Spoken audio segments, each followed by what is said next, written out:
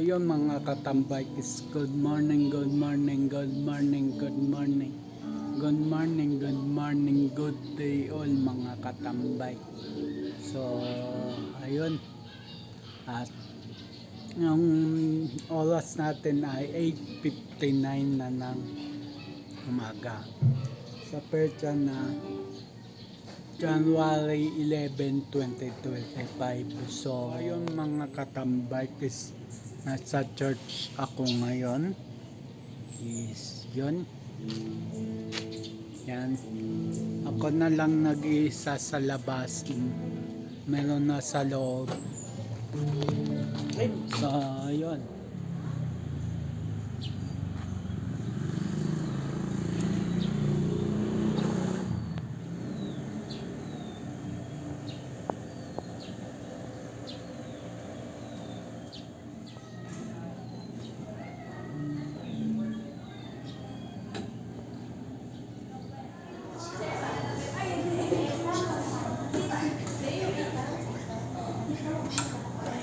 Present with joyful songs. So tayo po ay patuloy na umawit, sumamba ng may kagalakan. So, amen po ba? Yan, magandang umaga po sa ating lahat. Nakitaas ang dakilang pangalan. Lord, sa oras nito, Panginoon, narito po kayo malapit ng may pagpapakumbaba para sa aming mga kasalanan. Ano man, Panginoon, ang aming pagkukulang, inihingi po namin ito ng kapatawaran. At sa oras nito, maghari ka. At sa aming pagsamba, Lord, ibigay mo po sa amin patuloy ang kagalakan, maghari sa puso na kalakasan, na ikaw, Panginoon, ang siyang pinupuri, ikaw ang tinatakas at pinagwalhari, O Diyos. Muli, Panginoon, sa umagang ito, hayaan mo, Panginoon, ang iyong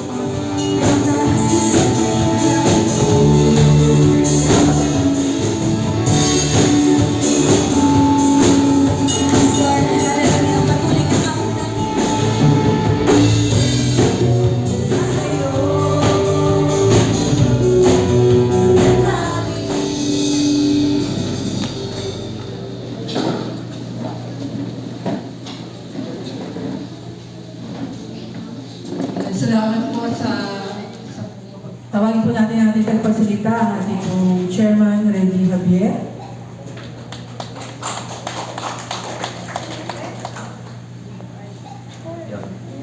Blessed Sunday po sa ating lahat. Magandang umaga sa inyo lahat, mga kapatid.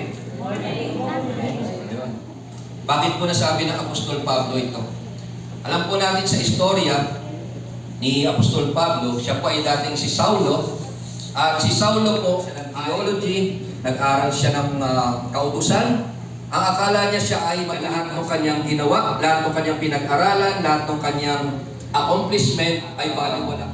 Hindi lamang po siya edukadong tao, kundi siya po yung nanguna para i-persecute. Sa kabutihan mo po na hindi po kailanman po nagkulang, bagamat kami po, Panginoon, ay hindi karapat-dapat tinanggap po kami bilang anak mo, Panginoon.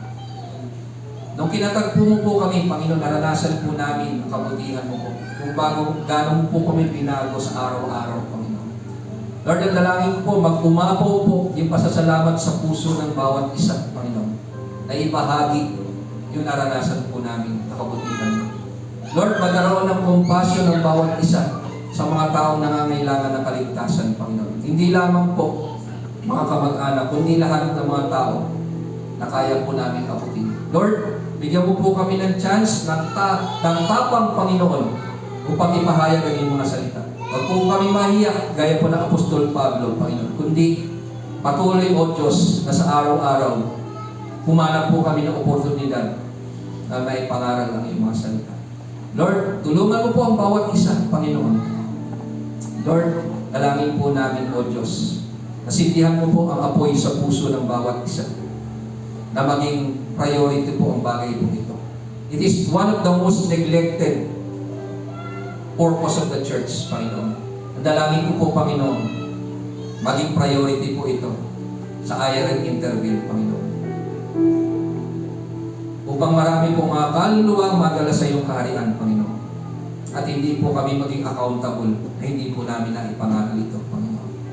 Maraming salamat po, Panginoon. Pagpalain mo po ang bawat isa sa umaga po ito. Maging kapangyarihan sa buhay ng bawat isa yung mga salita mo na nahayag sa umaga po ito. Sa iyo po ang papuri, pagsamba sa tanging pangalan ng aming Panginoon tagapagligtas na si Jesus. Amen. Amen.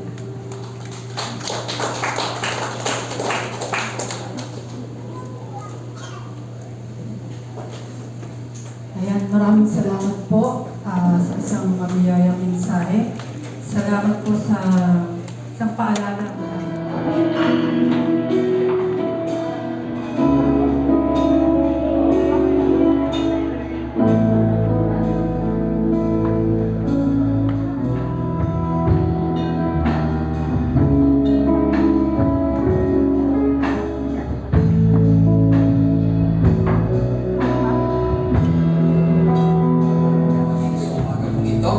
Salamat po sa presensya ng iyong banal na Espiritu na patuloy po na nakasama po namin, Panginoon.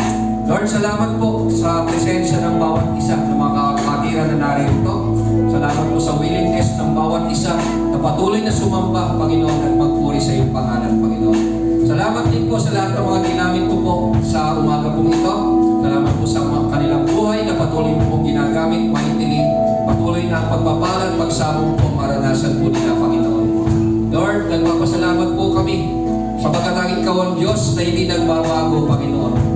Lord, kinukumit po namin sa inyo yung darating na linggo po ito, Panginoon. Sa buong isang linggo, Panginoon, samahan mo po kami, gabayan niyo po kami sa lahat ng aming gagawin, sa aming mga trabaho, sa mga gawaing bahay, sa mga nag-aaral, at tubayan mo po, Panginoon, at ikaw ang patuloy na sumama po sa bawat isa, O Diyos.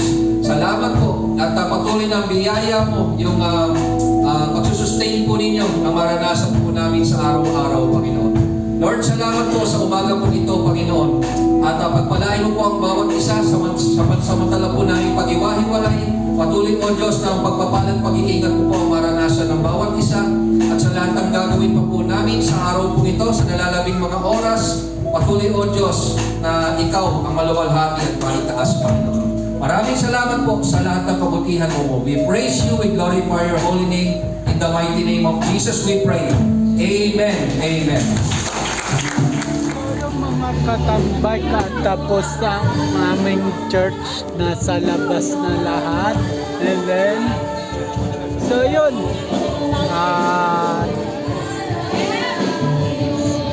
So yun mga katambay tapos na ang aming church. Yan.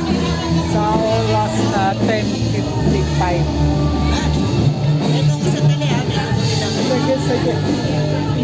So yung mga katambay at dito na rin ako magpapaalam.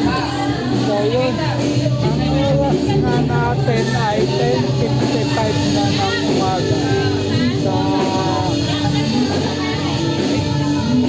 Sa petsa na January 11, 2026. So yun, abang na lang sa next vlog, next upload.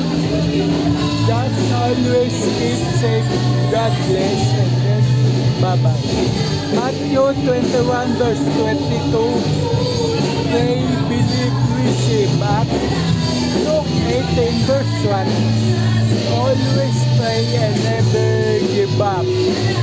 Sa Luke 18 verse 1, lagi kang magdasal at kahit anuman unos o pagsubok sa buhay, huwag kang susuko. So ayun, at bye-bye. Happy Sunday po sa atin lahat. God bless.